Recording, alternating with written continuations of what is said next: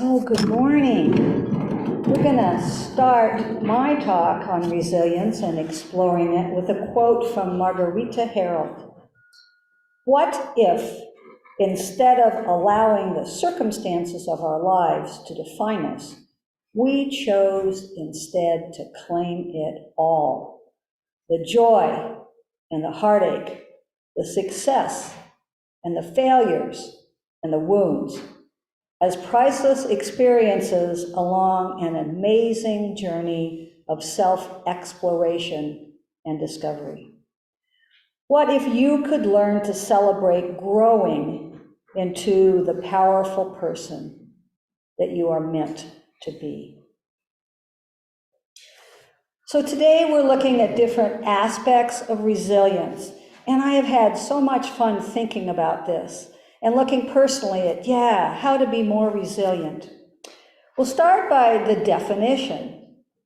And this is the process and outcome of successfully adapting to difficult or challenging life experiences, especially through mental, emotional, and behavioral flexibility. A toughness, as it is, to recover quickly from difficulties.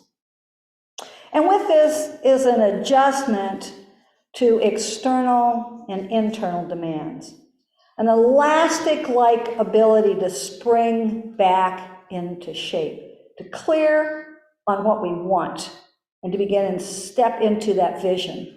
Now, I have a lot of farm items. I have in my sensory garden and other items, in other places, I have some tools. And so I thought about bringing some of these, this ability to spring back into action, like who doesn't love a bungee cord?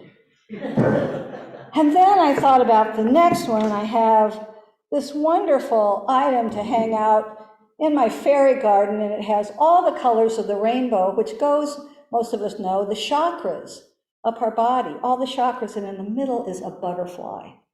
I got to tell you, I'm really into butterflies because it's all about transformation. So what if we felt like we were wearing this around and coming into our transformation? And then finally, what else could be the last one but really letting our music out and the wind chimes. So I just couldn't help myself today without bringing those. So my talk is about resilience in view of the bigger picture and how to convert into what we envision, feel, the success of it, the joy of it, or the ease of it, and very likely the work toward it. So I'm going to tell a few stories, and the first one is about my friend Tony Schuster. Some of you in the audience know Tony.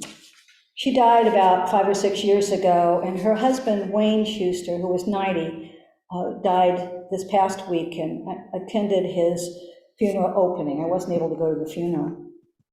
But Tony had been a friend for a long time, and initially she was a nun. And then she gave that up. She left the convent, and she married Wayne. And very soon they had 12 children, right in a row. And not too long after that, she was diagnosed with terminal breast cancer. This was a long time ago.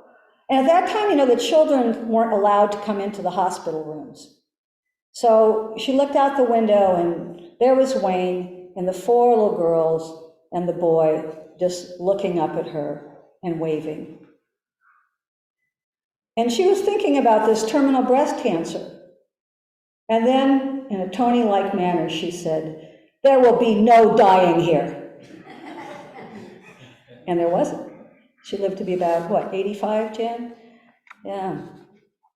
So as we're looking at the aspect of resilience, I really feel that Tony not only had it then, but maybe that even made her stronger later. So we're going to take a little look briefly here now at a counseling or business training to approach resilience. And so I think Taylor has that up on the screen for us. Is it there? A little model so that looks like this. There it is. This is a model, if you're looking online, you can find this, sometimes a model of the pillars of resilience, or 3 pillars or 4 pillars. This was 5 pillars, and we're going to start at the top and we're going to go around in a clockwise manner. And this is just something that, like I said, was used in business training and in psychology classes sometimes. So let us look first at self-awareness. This is explained as the conscious knowledge of our own character, feelings, motive, desires, our inner wisdom. So working on developing self-awareness. And then purpose is another pillar, and abiding attention to achieve a long-term goal that is both personally meaningful and makes a mark in the world. A long-term goal. Mindfulness. So many aspects of mindfulness, but a mental state achieved by focusing on one's awareness of the present moment. Be here now. While calmly acknowledging our feelings, our thoughts, our bodily sensations, and those of others. Meditation is sometimes woven into mindfulness. The 4th one is relationships, and this involves honesty, trust, respect, effort, open communication, compromise, and love between partners, family members, and friends. To love and to communicate are so important. I remember one thing I learned somewhere in training, that if you're going to hit somebody with something that you find frustrating, or if it's an employee that isn't doing well, you don't want to just talk to the person and lay out the problem. You want to give the 3 compliments. Well, in case of a worker coming in, well, I really appreciate that you are always early for coming in. You're prepared. I appreciate that. You do a great job. You interact so well with some of the co-workers. You're really an asset to this company. And then you hit them. Not in a negative way, but then you get with the aspect that you want to talk about. And so by that point, a person feels more comfortable. It's not only a business model, it's something that works well with friends, with family, with anybody. So that we're helping both of ourselves to get into that state of appreciation of the other person. And then maybe the problem that you're having with them really isn't that major, but it needs to be discussed. So the self-care takes action. This is something that's the hardest. To preserve or improve our own health, stress reduction, exercise, meditation, there's that word again, healthy eating habits, joyful experience, loving family and our friends. So self-care is another really, really important thing. And I believe many of us, especially young families, boy, there's so much going on. Sometimes our self-care is the last, and our resilience kind of ebbs. Now, let's stretch into deeper ways of challenging a negative to a positive. We can develop resilience by learning to train our attention on more positive aspects of life. We can use purposeful, trained attention to decrease negative thoughts in our mind and bring greater focus on the meaningful aspects of experience. So I have a story that I'm going to tell about Jim. Jim's my honey. He's back there in the back row. A couple of you know this story. So 7 or 8 years ago or so, Jim bought a newer car. He decided he was going to give his old car to his brother Jerry in Florida. But Jerry decided he didn't want it. The car was too old, although it was in perfect condition. So Jim decided to sell it for $2,000. A friend of a friend was interested.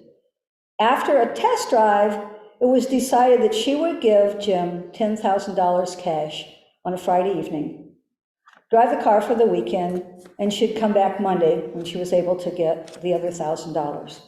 And so Jim, being the kind person that he is, thought, sure, he didn't ask any questions, he was trusting. Off she went. So about 5:30 the next morning, I get a phone call from Jim. He's very upset. He'd been awake for a couple hours. Jim said that the police had called him and said, "Mr. Burns, your car has been in an accident on 18th Street. We think the car is totaled and has been towed to the junkyard.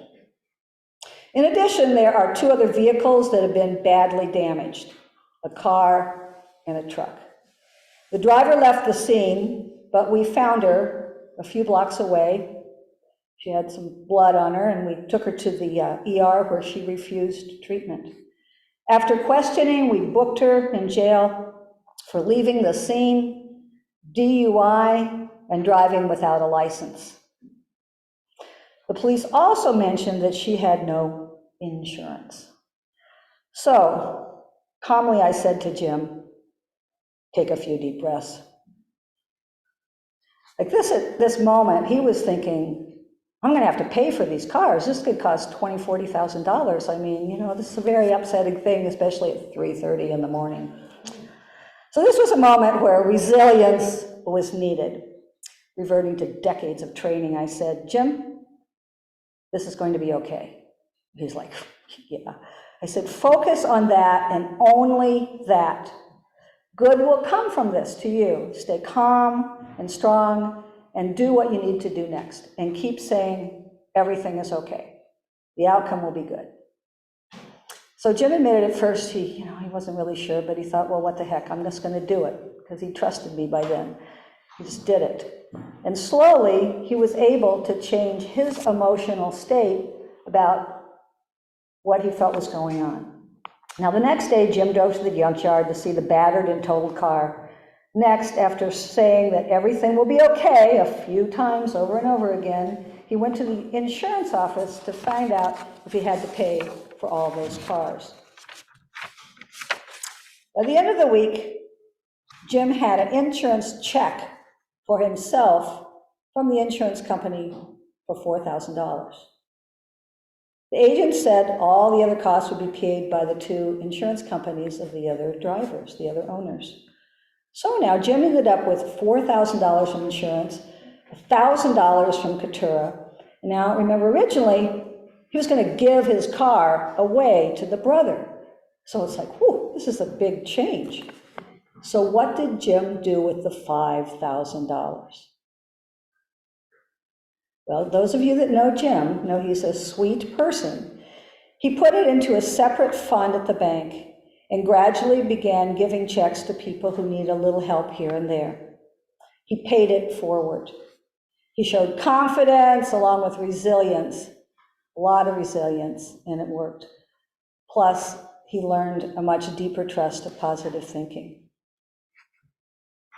One of the things that I like to say, sometimes riding in the car with Jim when we're going up a mountain, is, right now, everything is okay. Clutching to the side of the car wheel. Right now, everything's okay. Right now, everything's okay. So we have our ways of getting ourselves back into a state of resilience. Now let's stretch a little deeper into a more metaphysical realm of resilience. I've read and studied many, many authors who focus on the power of positive thinking, manifesting our goals, much more. And one of my favorites is the Reverend Catherine Ponder. She's a Unity minister in California, and she wrote, 6 or more very, very positive books, very powerful books on the topic of mainly what you think about, you bring about, which in Unity is a kind of a standard statement. I love it. What you think about, you bring about. You're a magnet for these thoughts and words and feelings. Her books tell scores and scores of success stories, but I wanted to mention one that was about resilience, especially. So Catherine helped a woman who did not have enough money to buy groceries for the family because she had been laid off from work. And she felt really miserable about this, like not good enough, like what happened. She had children. How is she going to feed them? She was just really scared, felt very inadequate. So Catherine suggested that she get out, that everybody, she and the girls, get out their best dresses and put those on, and their pretty dishes and silverware and tablecloth and candles, and pick some flowers and make a simple meal with food that they had. But to just sit there and enjoy one another and have a lovely time together. With gratitude, the mother and the three girls ate their meal, feeling happy, thankful, and even confident that everything was going to be okay. The next day, the mother decided to walk into town and pick up something, and when she was walking along, she looked in one of the store windows and she saw a help wanted sign. And she walked in and she got the job. So now we kind of look at this, whether you believe this or not, you kind of look at, if she'd still been all upset, would those events happened? Probably not, because she might have still been worrying about not able to meet the things that she needed to meet. And one reason I kind of told this story is because it stands out, because the day after I read that chapter, I got a notice about a conference that was going to be held in Fayetteville, Arkansas. And I looked at this flyer, it was $250, and this was like, probably 20 years ago. That was a lot more money then, I didn't know if I had it, and I really shouldn't probably go, but there was this inner knowing that I just needed to do this. And so I wrote the check, which is what we did at that time, and sent it off, filled out the form, and felt good about it. So the next day, I go to the mailbox. And here's this envelope from some insurance company. I wasn't even going to open it, but I thought, okay, they're just trying to sell me insurance. I opened it up, and there was a check for $250. I didn't ask any questions. I didn't know where it came from. It's like, okay, thank you. And it was, some of you here in the audience know that was a life-changing time going to that conference. So let's take a last example here of Abraham Hicks. I don't know if any of you have listened to some of their books and recorded seminars that they have done around the world. Their work explains another interesting idea on resilience and manifesting what we want and what you think about, you bring about. But it's this idea of being a vibrational match for something. Now, what's that mean, a vibrational match? So it's kind of like with Jim, too. Jim was very, very, very upset and scared and worried. So it's going to be hard for him in that place of consciousness to leap up to actually what happened. So that if we are a vibrational match, so let's say that somebody wanted a new car. I said, I hate this car that I have. The tires are bad, the brakes are bad, I just don't even like it. I need to get rid of it. I want a new car. Well, so what is the person focusing on, or what are you focusing on? You're down in this level of, you're angry, you're upset. What are you going to bring to yourself? What are you going to be a magnet for? So you have to crawl up and maybe do what I did when I needed a new car. I decided that I was going to imagine myself getting in the car. And the new car smells really nice. Oh, wow, look, there's a window at the top. I always wanted one of those. What's the sound system like, turning that on? I envisioned all these things and a decent price that I could afford. And for that case, in that particular example, I'd been looking for like a couple of months. A few days after I was doing this process, I thought, I'm going to drive up. I was living in South Louisiana. I'm going to drive up here about 40 miles to this car dealership. And sure enough, I got a wonderful deal on a Toyota at the beginning of my chain of Toyota cars that I had. So what we're trying to understand is how we can look at the aspects of resilience and what tools can get us along the way, how we can be more proactive. So in closing, I want to turn to the words of the late Dr. Wayne Dyer, who I listened to over and over again in quite a few decades. When you are steadfast in your goal to do no harm and to be in harmony with source energy, you naturally flow toward your goals. Thank you.